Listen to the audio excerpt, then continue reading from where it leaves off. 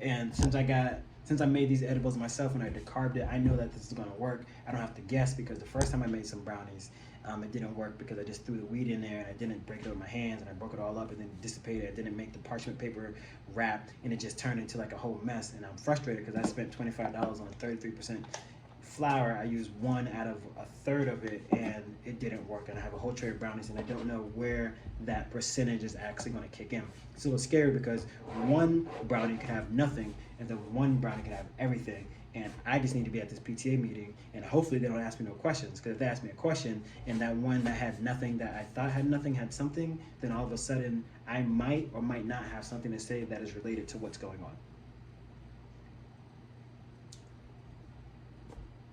So you can see the dilemma. You can see why this might cause a little bit of a problem. Just a little bit. So experiment. Decarb.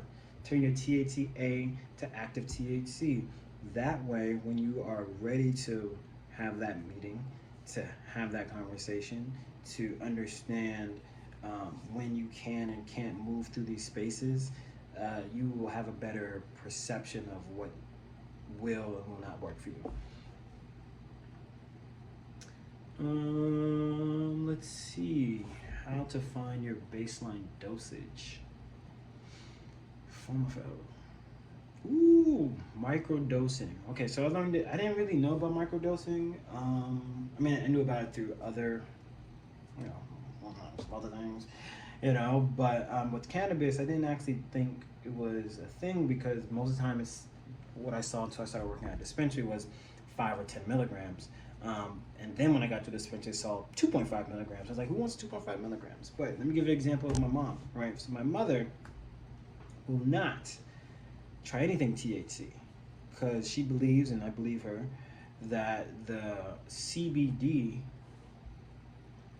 the THC inside of CBD is enough, which is 0.3% naturally, right? So 0.3 THC, and then I give you 2.5% of THC. It's a big deal. It's a big deal. It's a really big deal. It's a big deal. She might be, I don't know, she might turn into something that I wasn't prepared for. So we just keep her on the CBD. That works for her. That works for her, right? But just like anything, if you I don't know what I was gonna say there. I was hoping when I did that, I was actually kind of hoping something was gonna happen. Nothing happened. I was kind of weird. I was like, if you, yeah, that did not work.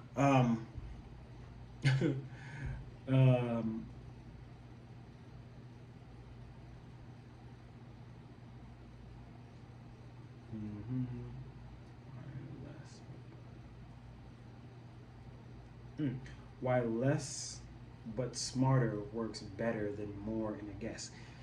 That's cool. That's a bar. Less but smarter works better than more in a guess.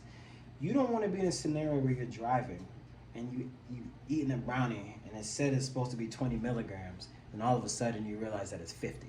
Okay? You don't want to be driving down the street and then all of a sudden the edible kicks in and you forget. Actually, I drive with one hand. It's kind of weird to drive. Whatever. And you forget where you're at. I've been there. That is not fun, okay?